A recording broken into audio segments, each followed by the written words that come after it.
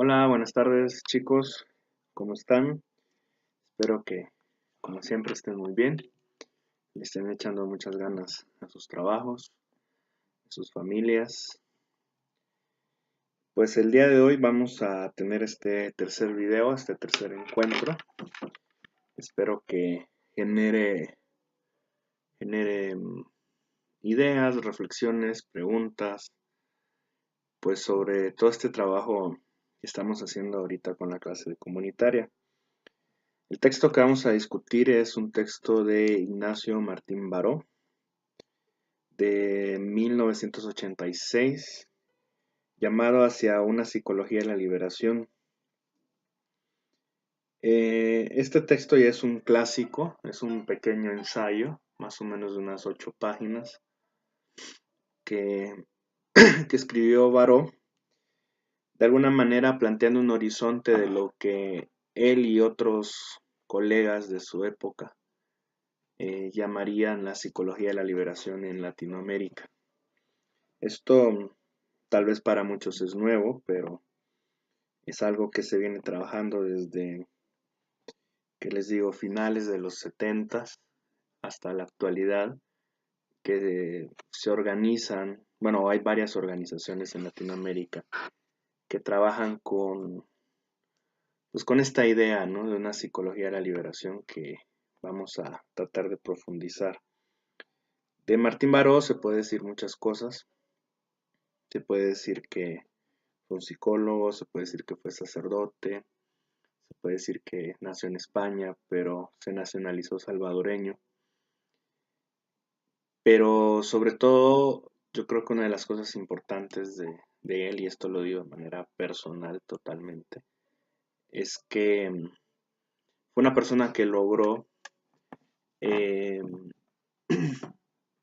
ver con mucho sentido crítico su quehacer como psicólogo, su formación y el trabajo también que él realizaba y que se realizaban los otros psicólogos de su época.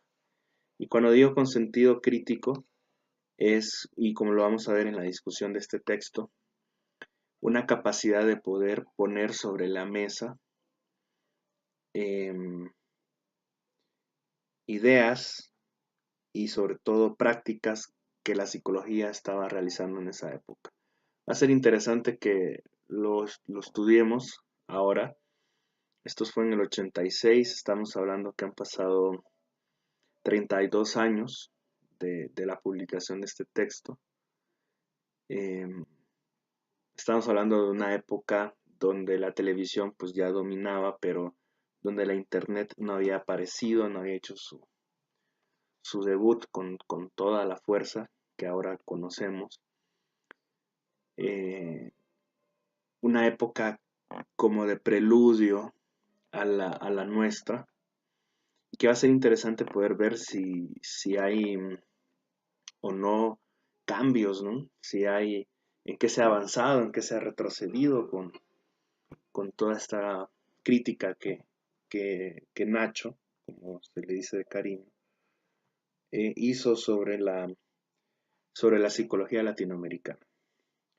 Entonces voy a ir en partes, si ustedes lo pueden descargar, el texto está totalmente gratuito en internet, Hacia una psicología de la liberación de Ignacio Martín Baró, de la Universidad Centroamericana José Simeón Cañas. Les recomiendo también conseguir este texto, Sistema, Grupo y Poder, Psicología Social desde Centroamérica, también de Martín Baró. Si no lo tienen, si no lo pueden conseguir, pues yo se los presto con gusto, ¿sí? Vamos a ir por partes con el texto. Eh, lo va a dividir como en subtemas, subtemas que buscan tratar como puntos eh, cruciales, ¿no? Para discutir qué hace, qué es y cómo se practica la psicología en Latinoamérica, ¿sí? El aporte social de la psicología en Latinoamérica es este primer subtema, ¿sí? Eh, Lo primero que nos dice que es que y parte desde ya hace una crítica clara, es que el aporte social de la psicología hasta su época era un aporte bastante pobre, extremadamente pobre, utilizando sus palabras, ¿sí? Que a nivel social la psicología pues sí estaba presente, pero de una manera muy tímida, muy taimada, y que más allá del compromiso personal, el compromiso político de algunos psicólogos de tratar de hacer más por sus comunidades, la verdad que no había una práctica de la psicología a nivel social que pudiera ser relevante, sino que sobre todo se mantenía la psicología como al margen. Menciona a dos autores, Jacobo Varela eh, y a Enrique Pichón Rivière en Argentina, como tal vez algunos de los psicólogos que más aportes habían hecho hasta la época, ¿no? Pero aún así los aportes de ambos pues se quedaban hasta ciertos contextos, ¿sí? O sea, no lograban como eh, llegar a un nivel más masivo, ¿no? Eh, Cosa que no pasa con otras ciencias, incluso con otras artes. Me gusta mucho esta parte que dice que a veces es más fácil aprender de psicología latinoamericana en un libro de García Márquez o de Vargas Llosa que en un libro sobre psicología escrito por un latinoamericano. Sí, imaginen cuánto no podemos aprender de la psicología del mexicano en un libro de Juan Rulfo o alguien más cercano como Javier Velasco, ¿sí? O sea, porque nos hablan del carácter, nos hablan de la personalidad, nos hablan de los sueños, de las frustraciones que tiene un pueblo. Y a veces los psicólogos como que no nos acercamos a esto.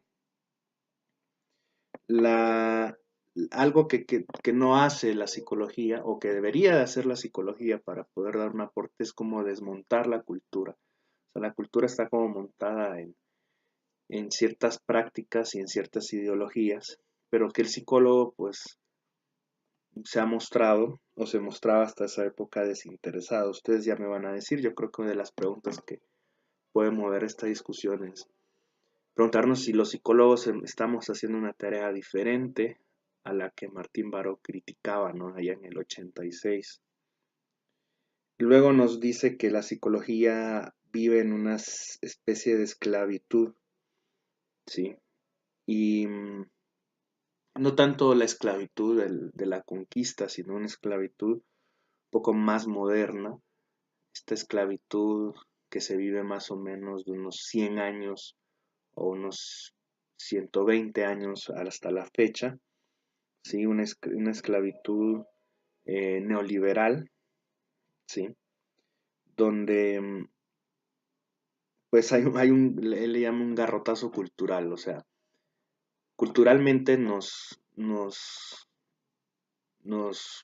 han alineado y alienado de alguna manera para creer algunas cosas, ¿no? Sobre todo desde una perspectiva imperialista, ¿no? O sea, hay un imperio eh, que impone una cierta forma de creer, que así deben de ser las cosas, ¿no? Em, Esto lo que ha asumido a la psicología a la psicología es en una miseria histórica, ¿sí? O sea, la psicología en ese sentido, la psicología latinoamericana ha sido miserable en cuanto a los aportes que pudiese haber dado a la sociedad, ¿no? Esta miseria se va a relacionar en tres aspectos. El primero es en un mimetismo cientista. Em, Comenta Nacho que pasó en Estados Unidos, antes de que en Estados Unidos se desarrollara la psicología como se conoce hoy en día, se hace ciento y tantos años, tal vez, no, tal vez menos, sí, unos poquito menos de 100 años, Sabemos que los primeros aportes en la psicología se dieron en Europa, entonces Estados Unidos estaba como carente de una propia psicología. Entonces ellos hacen su tarea, ¿no? Se ponen a hacer teoría, se ponen a hacer prácticas, se ponen a hacer investigación, se ponen a hacer experimentos y así desarrollan sus propios conceptos teóricos. ¿Qué pasó con Latinoamérica? Latinoamérica, como en muchas cosas, pues vuelve la mirada al Big Brother y solo le pide prestado, ¿no? Varón nos dice que le pide prestado su bagaje conceptual, metodológico y práctico. Entonces importamos, así como importamos mercancía, como importamos cultura, como importamos recreación, también importamos psicología, o sea, no es nada distinto a lo que se hace. Ahora, esta psicología estadounidense, fuertemente marcada por el conductismo, por el cognitivismo y sobre todo por el individualismo, pues llega a América Latina y es aceptado de alguna manera acrítica, ¿sí? O sea, no hay nada de malo en estas teorías, ¿sí? O sea, no, tal vez lo malo es que se acepten así, sin más, sin darles una lectura crítica, eh, sin capacidad de poderla negar en algunos aspectos. Eh, bueno, sí. Luego nos habla Nacho de una carencia de una epistemología adecuada, o sea, sabemos que la epistemología pues trata sobre los conocimientos, ¿no? Eh, y estos conocimientos que rara vez se discuten y se ve si hay alguna alternativa para ellos, simplemente se asumen. Entonces se van a tomar 5 posibilidades en cuanto a este conocimiento. El primero es el positivismo, que entendemos el positivismo como el estudio de los datos positivos, ¿sí? Aquellos datos o el estudio de solo los datos que pueden ser verificables, que pueden ser comprobables y que pueden ser medibles, ¿sí? Con esto se descarta todo lo negativo. Lo negativo sería lo contrario, lo que no se puede medir, lo que no se puede comprobar. Digamos que la ventaja del positivismo es pues que se fija en eso que se puede observar y que de alguna manera puede rescatar, pero deja de lado, o sea, se enfoca en el cómo y deja de lado el qué, el por qué y el para qué, que normalmente son las cosas que nos observan. Por ejemplo, nosotros vemos que en el Estado de México hay una enorme cantidad de feminicidios, pues de manera diaria, ¿no? De manera positiva vemos el cómo, ¿no? Y tal vez el quién comete el feminicidio a quién. Pero escondido queda el qué, ¿sí? Y queda también el por qué. De eso casi no se habla, ¿sí? ¿Por qué? Porque no se puede controlar, ¿sí? Entonces hay una ceguera para la negatividad en el positivismo, ¿sí? Luego se critica el individualismo, el cual se asume al individuo como el sujeto, ¿no? Al que hay que dirigirse, pero hay cosas que no se van a explicar sobre el sujeto si no se ve el colectivo, ¿sí? Recordemos que muchas cosas se dan en una dialéctica, ¿sí? En una discusión que hay entre las personas, donde se involucran pues los pensamientos, los deseos, las creencias, ¿no? Y eso no lo puedo entender solamente con el individuo, tengo que entenderlo en el contexto colectivo. Otra crítica que hace es al hedonismo que hay en la psicología. Comenta que hay hedonismo en el psicoanálisis, en el conductismo, en la gestalt.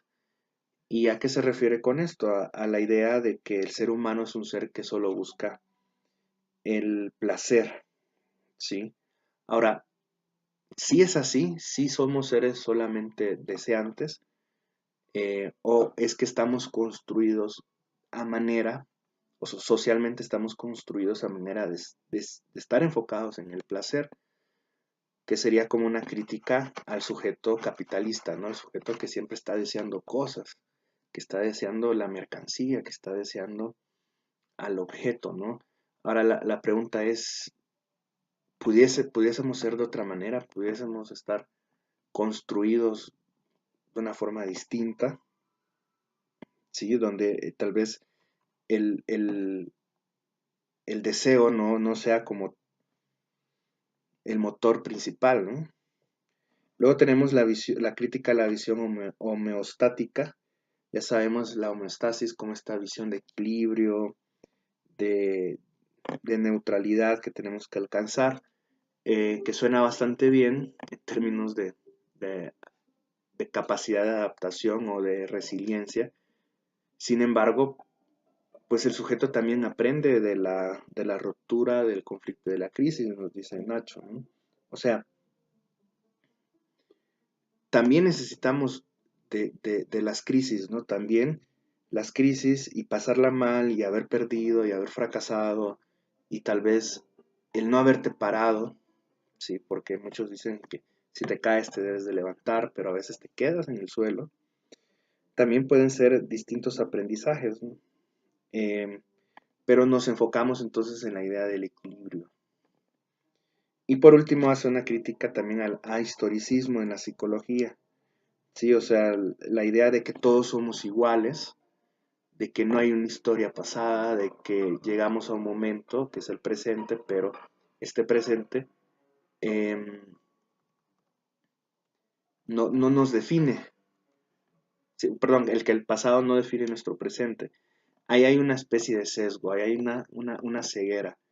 ¿Cómo el pasado no nos va a definir si de ahí es de donde venimos, de ahí es donde vienen nuestros aprendizajes, de ahí viene eh, lo que sabemos y lo que no sabemos?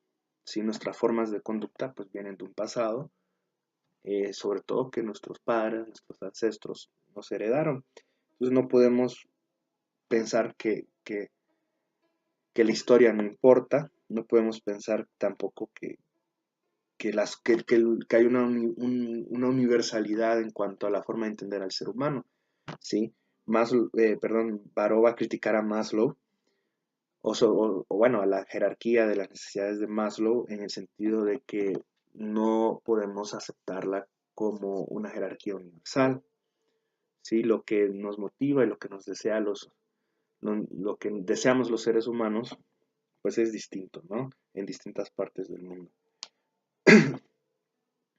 Luego el texto también el texto habla sobre algunos dilemas que son falsos, falsos en cuanto que no responden, ¿no?, a la cuestión de nuestra realidad. El primero es un dilema de la psicología científica frente a la psicología con el alma o la psicología con alma o del alma, ¿sí? La psique. Sobre este dilema nos dice Nacho que eh, el dilema comenzó sobre todo entre psicólogos y sacerdotes, ¿no? Psicólogos que en esta búsqueda de una psicología positiva, pues se enfocaron en los experimentos o lo que antiguamente se conocía como la psicología de las ratas, ¿no? La psicología de laboratorio, contra pues los sacerdotes que buscaban una psicología que tuviera que ver con el ser. Eh, Aquí el dilema pues no se resuelve o se resuelve de manera parcial, ¿no? Te vas por uno, te vas por la otra, pero al final pues no importa tanto porque igual el estar enfrascado en esos dilemas pues no te permite ver la realidad como es, ¿no? Luego el dilema de la psicología humanista contra una psicología materialista o deshumanizada. Pues aquí Nacho es bien claro y dice que toda psicología es humanista, o sea, en cuanto trata del humano y humaniza al humano, ¿no? O sea, tan humanista es Rogers como es Freud, aunque eso le duele a los psicoanalistas, ¿no? O sea, lo entendemos el humanismo como la psicología pues, del ser humano, ¿no?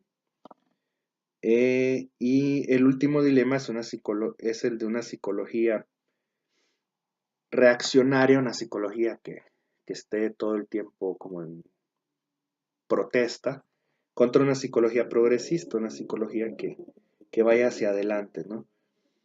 Eh, Al final también toda psicología pues debería de ser de algún punto reaccionaria y progresista, reaccionaria en cuanto a que no se acomoda, que no acepte las verdades, en cuanto a que esté en una posición crítica todo el tiempo, pero también progresista porque a, ayuda a las personas a que encuentren pues su realización, ¿no? A que sigan adelante de manera personal o colectiva.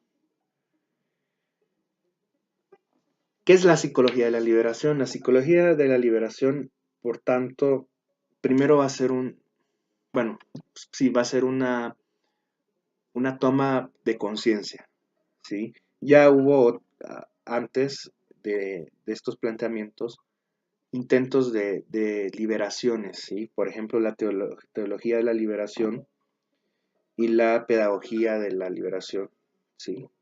En América Latina, hablemos un poquito de la teología de la liberación, que, que afirma que pues el objeto de la fe cristiana es Dios, ¿sí? Y que Dios es un Dios de vida, y por lo tanto la teología, la iglesia debe de promover un Dios de vida. Por lo tanto, el contrapunto de la teología de la liberación no va a ser el ateísmo, sino la idolatría. O sea, porque la idolatría, pues, de alguna manera, busca seguir a los dioses o los ídolos que promueven la muerte. Sí, ¿y qué es la muerte? ¿Qué es la idolatría en Latinoamérica? Pues el hambre, la pobreza, la corrupción, la enfermedad, la ignorancia, el analfabetismo, ¿sí? Las situaciones de injusticia, de represión, los abusos, ¿sí? La violencia desmedida, la migración, o menos la migración como la estamos viendo hoy en día. Todo eso viene a ser como la idolatría, porque promueve la muerte. Entonces la teología de la liberación es una teología que busca rescatar primero al ser humano de esa muerte, ¿sí? Para acercarlo entonces a un Dios de vida, ¿sí? Pero tiene que ser de una manera práctica. La teología de la liberación dice que la vida práctica está sobre la vida teórica. Por lo tanto, va a tener una opción preferencial. Preferencial no es que deja de lado a los ricos, pero preferente por los pobres, porque los pobres, uno, según la teología de la liberación, fue la opción de Jesucristo. Jesucristo vino a hablar a los pobres, no a los ricos. Segundo, la mayoría del pueblo latinoamericano hasta 1986 era pobre. Y luego que el pobre de alguna manera le permite o nos permite acercarnos al otro, ¿sí? Eh, es posible, así como la psicología, la teología de la liberación, hacer una psicología de la liberación. Bueno, hacia eso va el ensayo. Eh, la psicología parece que siempre ha estado claro de una liberación personal, o sea, el individuo puede estar sometido a fuerzas más grandes que él, que pues lo aplacan, ¿no? Aplacan su capacidad de decidir, su capacidad de salir adelante, su capacidad de ser feliz. Pero a nivel colectivo la psicología nunca lo ha tenido muy claro, ¿sí?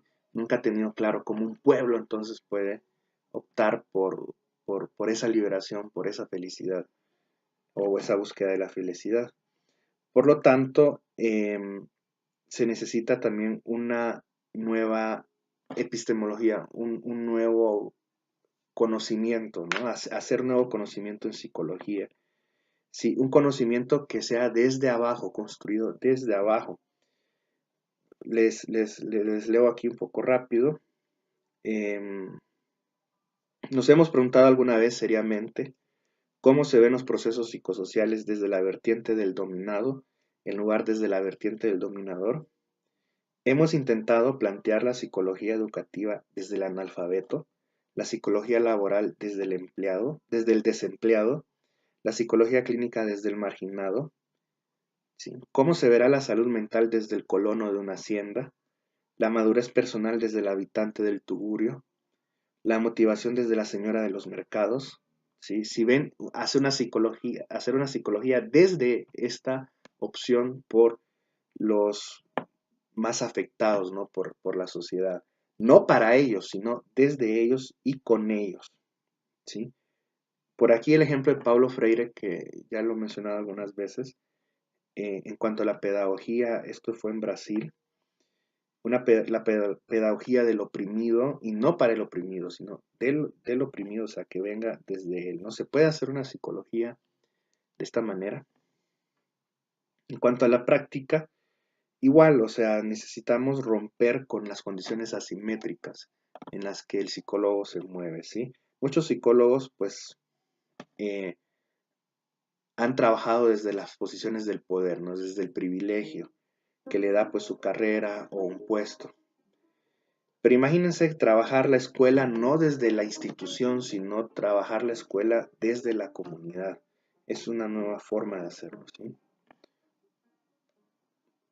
Em, pero no es fácil, dice Nacho, quitarnos el papel de superioridad profesional o superioridad tecnócrata y trabajar mano a mano con la gente, ¿no? Ahora, se debe de tomar partido, aquí es claro, Nacho dice, sí, hay cosas en las que se debe de tomar partido, en las que no se puede ser neutral. Por ejemplo, hay que tomar partido frente a la tortura, o frente al asesinato, o frente al feminicidio, ¿sí? Hay cosas en las que no podemos como estar a medias. Y hay gente que va a decir, bueno, pero eso es, la ciencia requiere neutralidad.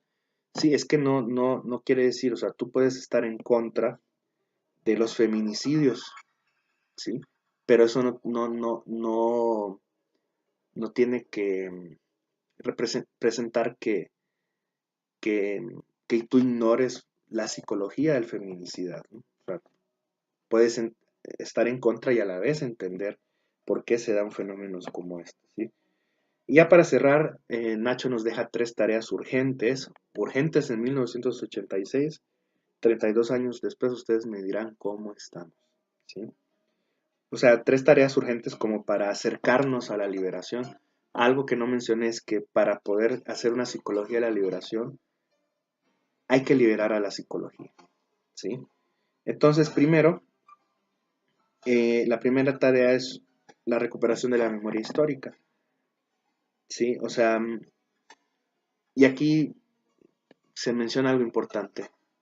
La carencia, la pobreza, eh, nos hacen vivir al día, ¿sí? Y cuando las personas están así y están enfocadas en qué van a comer hoy, en qué van a vestir hoy, cómo se van a mover al trabajo, cómo van a pagar la renta, no les permite pensar que hubo un antes de ellos y que habrá un después de eso, ¿sí? Ese presentismo, esa idea de que solo el hoy es lo importante, es ahistoricismo, ¿sí? ¿Cuál es la importancia de recordar, de tener memorias? Es que el pasado también nos puede enseñar cosas. Nos puede enseñar a no repetir las cosas o a repetir las cosas que salieron bien, ¿sí? El pasado también nos previene.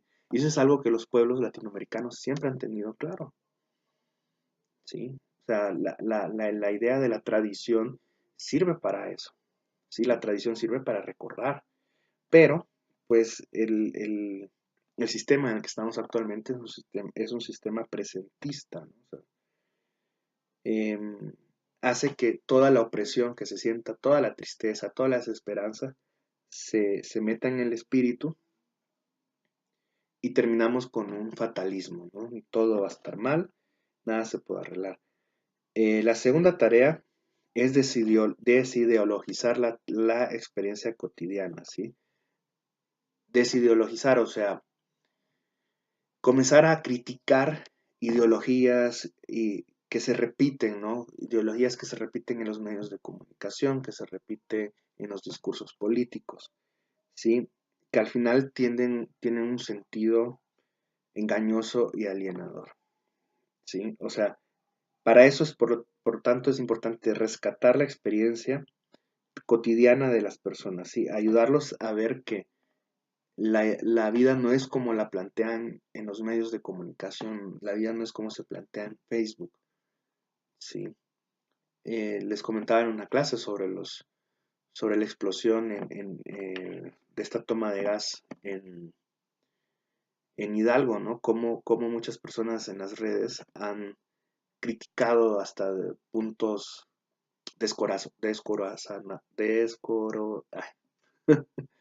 sin corazón, pues, sin corazón, lo que sucedió allá, ¿no? Y se le empieza a decir a estas personas que ellos fueron los culpables, que ellos fueron unos estúpidos, que fueron unos ladrones. Y mi pregunta es, pues, ¿cómo para qué? ¿Cómo para qué hacer esas cosas en redes sociales si ya, pues ya sufrieron, ¿no? O sea, que crean lo que quieran creer. ¿Eso qué le afecta a una persona? Pero ¿por qué tienes que estar repitiendo el discurso de odio? Eso solo habla de que nuestra comunidad o nuestras comunidades son muy poco solidarias. Sí, o sea, no es suficiente con que hayan perdido a sus hijos, con que hayan perdido a sus esposos, a sus esposas. No es suficiente, además hay que estarles pisando otra vez el corazón. Bueno, eso es parte de la ideología, ¿sí? Algo que quieren hacernos creer, pero pues no. Finalmente, la última tarea es potenciar las virtudes de nuestros pueblos, ¿sí?